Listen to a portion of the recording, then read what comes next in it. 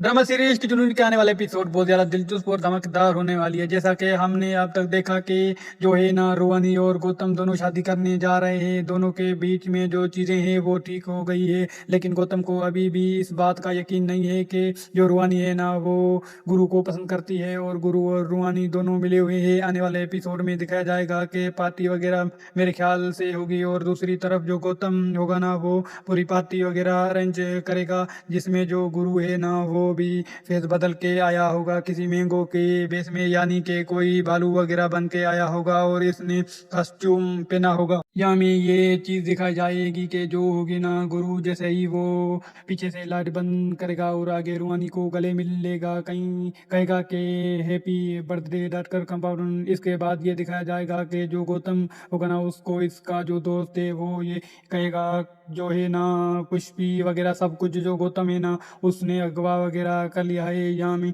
दिखाया जाता है कि जो गौतम है, इसको भी पता लग जाता है कि जो गुरु है वो उन मेगोन के बीच में है। वो गुरु को कहता है जल्दी बाहर निकल। अब आने वाले एपिसोड में ये देखना काफ़ी ज़्यादा इंटरेस्टिंग होगा कि स्टोरी कैसे कंटिन्यू करती है। बाकी आप आने वाले एपिसोड के लिए कितना एक्साइटेड है, कमेंट करके लाजमी बता।